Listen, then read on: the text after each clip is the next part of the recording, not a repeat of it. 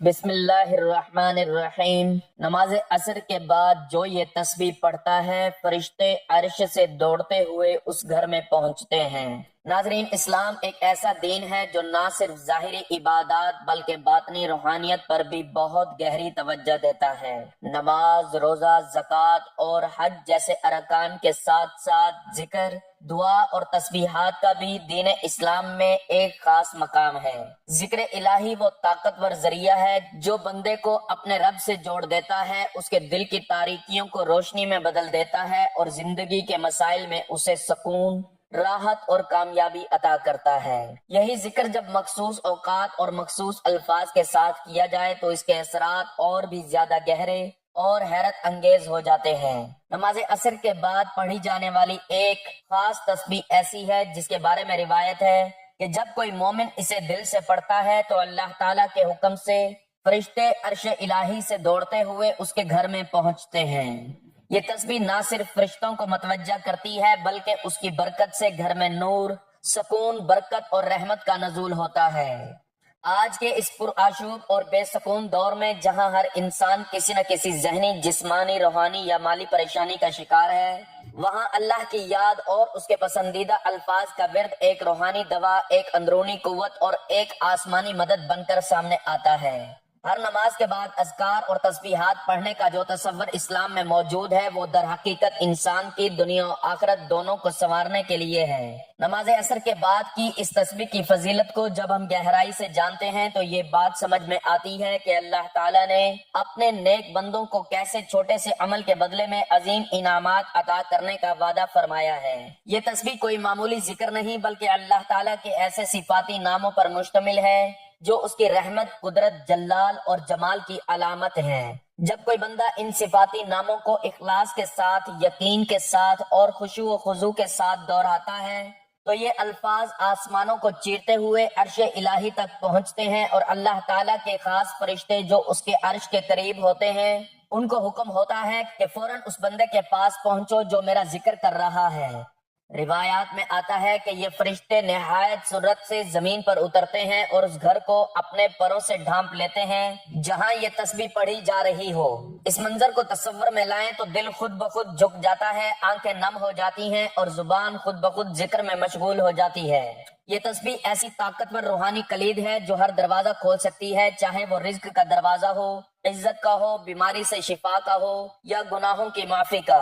جو شخص اس تسبیح کو عصر کے بعد اپنا معمول بنا لیتا ہے اس کی زندگی میں ایک خاص نور، برکت اور روحانی تبدیلی آنا شروع ہو جاتی ہے۔ فرشتے اس کے لیے دعا کرتے ہیں، اس کے گھر میں داخل ہو کر وہاں سے شیطانی اثرات کو دور کرتے ہیں اور رحمت و حفاظت کے حصار قائم کر دیتے ہیں، یہاں تک کہ اس کے ہمسائے بھی اس برکت سے مستفید ہونے لگتے ہیں۔ اسلامی تاریخ اور بزرگوں کے اقوال میں بے شمار ایسے واقعات ملتے ہیں جہاں اس تسبیح کی بدولت لوگوں کی قسمتیں بدل گئیں، مقروضوں کے قرض اتر گئے، بیماروں کو شفا مل گئی، بے اولادوں کو اولاد نصیب ہوئی اور بے سکون دلوں کو قرار ملا۔ یہ سب کچھ محض الفاظ کی تکرار سے نہیں بلکہ اس اخلاص، یقین اور تسلسل سے ہوتا ہے جو اس ذکر کے پیچھے کار فرما ہوتا ہے۔ اس ویڈیو میں ہم نہ صرف اس تسبیح کے الفاظ، اس کی فضیلت اور اس سے وابستہ روحانی برکات پر روشنی ڈالیں گے بلکہ ان سچے واقعات اور روایات کا بھی تذکرہ کریں گے جو اس کے اثرات کا عملی ثبوت ہیں۔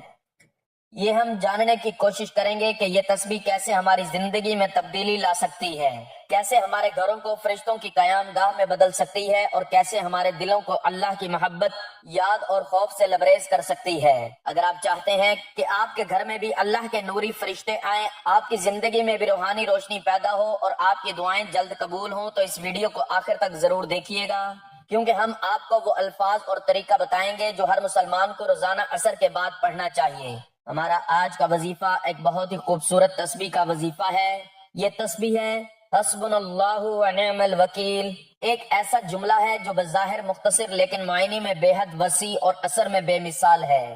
اس کا ترجمہ ہے اللہ ہمارے لیے کافی ہے اور وہی بہترین کار ساز ہے۔ یہ جملہ نہ صرف ایمان کی معراج ہے بلکہ اللہ پر کامل توکل، اعتماد اور یقین کا اظہار بھی ہے۔ جب ایک بندہ مومن اس جملے کو دل سے ادا کرتا ہے تو گویا وہ یہ اعلان کرتا ہے کہ اب وہ کسی دنیاوی سہارے، کسی انسانی طاقت، کسی مال و دولت یا کسی ظاہری وسیلے کا محتاج نہیں، کیونکہ اس کا رب اس کے لیے کافی ہے۔ قرآن مجید میں بھی اس عظیم کلمے کا تذکرہ موجود ہے۔ سورۃ آل عمران کی آیت 173 میں فرمایا گیا، الذین قال لهم الناس ان الناس قد جمعوا لكم فاخشوهم فزادهم ایمانا وقالوا حسبنا اللہ ونعم الوکیل۔ ترجمہ، یہ وہ لوگ ہیں جن سے لوگوں نے کہا لوگ تمہارے خلاف جمع ہو چکے ہیں، ان سے ڈرو، تو یہ سن کر ان کا ایمان اور بڑھ گیا اور انہوں نے کہا ہمارے لیے اللہ کافی ہے اور وہی بہترین کار ساز ہے۔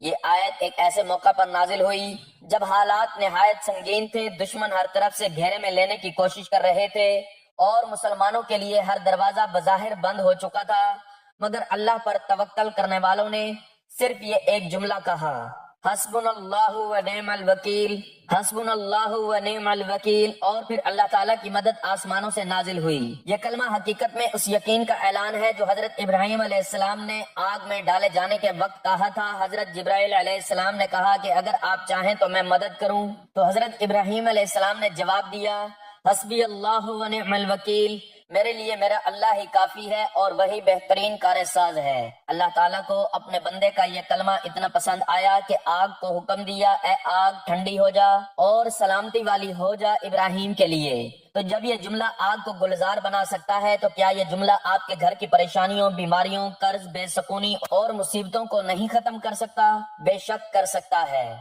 محترم ناظرین، اسلام میں اوقات عبادت اور اذکار کی خاص ترتیب روحانی اثرات کے اعتبار سے بے حد اہم ہے۔ اللہ تعالیٰ نے دن اور رات کے مختلف حصوں کو الگ الگ برکتوں، انوار اور تجلیات کے لیے مختص فرمایا ہے۔ ان اوقات میں کچھ لمحات ایسے ہیں جنہیں اوقات خاص کہا جاتا ہے، یعنی وہ لمحات جن میں دعا، ذکر یا تسبیح کرنا عام وقتوں کی نسبت کئی گنا زیادہ فائدہ مند اور مؤثر ہوتا ہے۔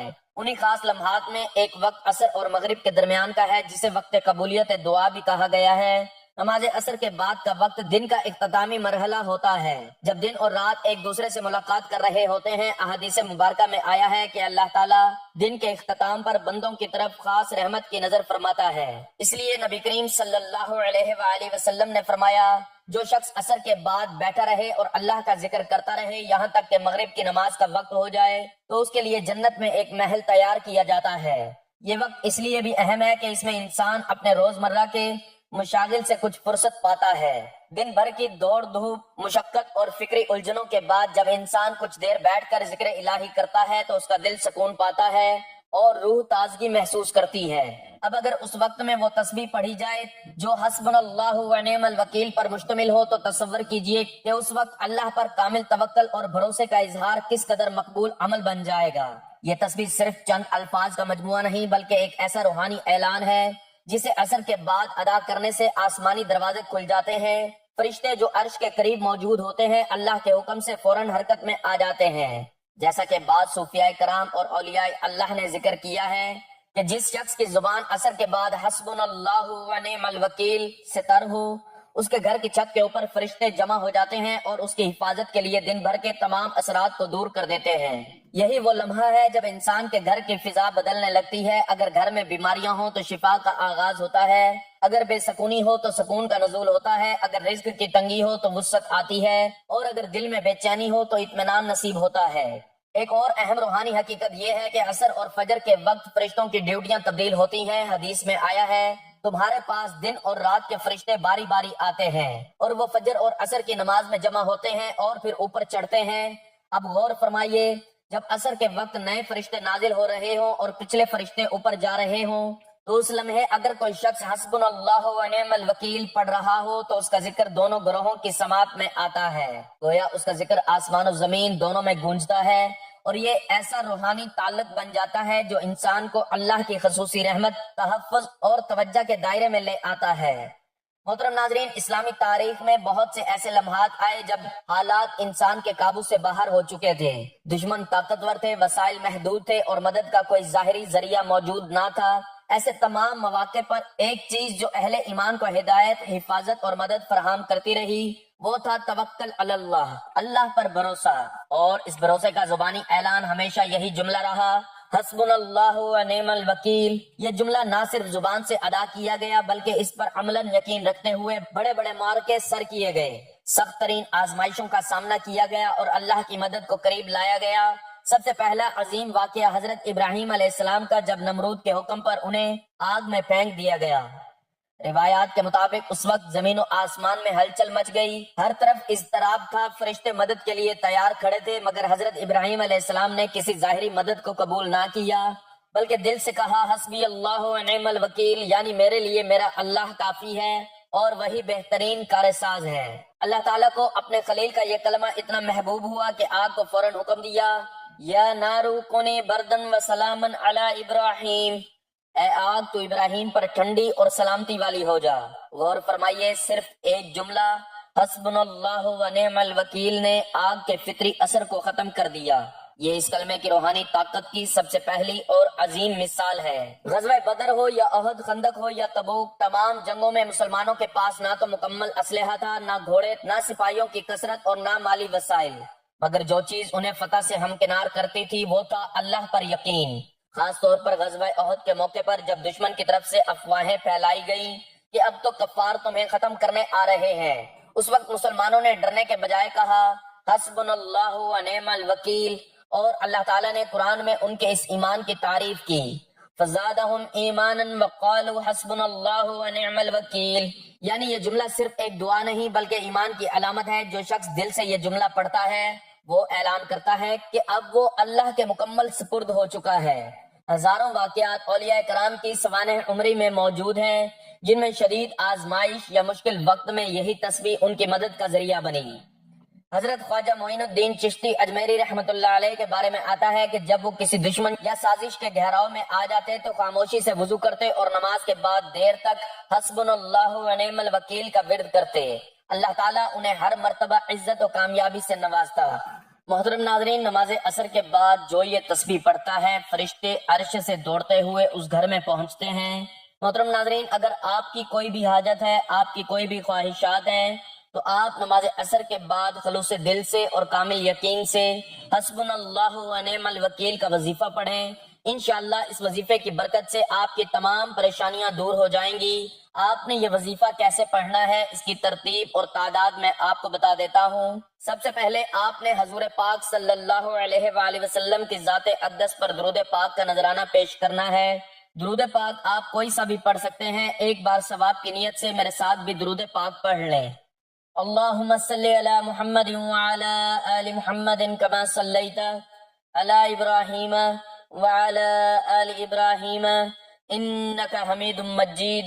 اللہم بارک علی محمد وعلی آل محمد کما بارکت علی ابراہیم وعلی آل ابراہیم انک حمید مجید۔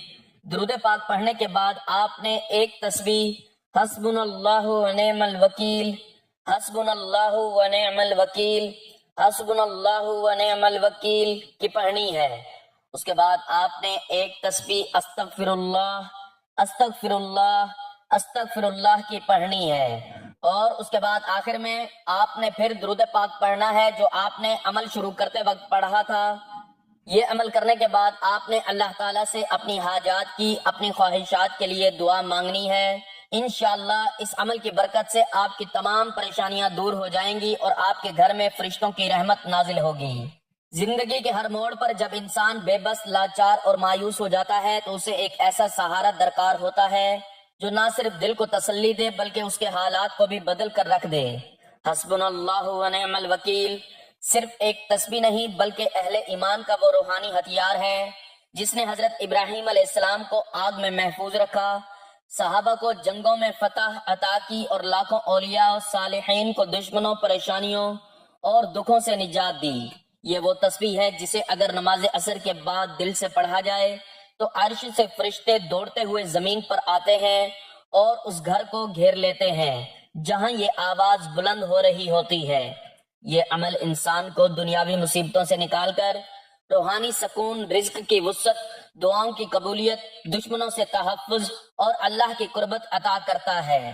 آج ضرورت اس امر کی ہے کہ ہم بھی اس عظیم تسبیح کو اپنی روزمرہ زندگی کا حصہ بنا لیں۔ خاص طور پر نماز عصر کے بعد چند لمحات نکال کر دل سے حسبنا اللہ و نعم الوکیل کا ورد کریں۔ ممکن ہے کہ ہماری زندگی کا وہ بند دروازہ کھل جائے جو برسوں سے بند ہے، وہ دعا قبول ہو جائے جو آنکھوں کو اشک بار کرتی ہے، اور وہ سکون نصیب ہو جس کی تلاش میں ہم دنیا بھر میں بھٹک رہے ہیں۔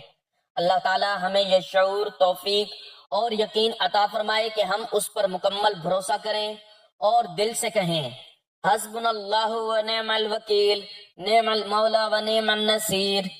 اللہ ہمارے لیے کافی ہے، وہی بہترین کارساز، بہترین مددگار ہے۔ حسبنا اللہ و نعم الوکیل، نعم المولا و نعم النصیر۔ اللہ ہمارے لیے کافی ہے، وہی بہترین کارساز، بہترین مددگار ہے۔ میری اللہ تعالیٰ سے دعا ہے کہ اللہ تعالیٰ میرا سنانا، آپ کا سننا اپنی پاک بارگاہ الہی میں قبول و منظور فرمائے، جو مانگا مقدر فرمائے، جو نہیں مانگ سکے بن مانگے عطا فرمائے۔ اللہ تعالیٰ نیکی کی بات کو سننے، سمجھنے اور اس پر عمل کرنے کی طاقت اور توفیق مرحمت فرمائے۔ ناظرین، اگر آپ کو آج کی ویڈیو اچھی لگی ہے تو ویڈیو کو لائک، شیئر اور کمنٹ سیکشن میں اپنی رائے کا اظہار ضرور کریں۔ آپ سے گزارش ہے کہ اللہ تعالیٰ کے 99 ناموں میں سے کوئی ایک نام کمنٹ سیکشن میں ضرور شیئر کریں۔ اللہ تعالیٰ ہم سب کا حامی و ناصر ہو، آمین، جزاک اللہ۔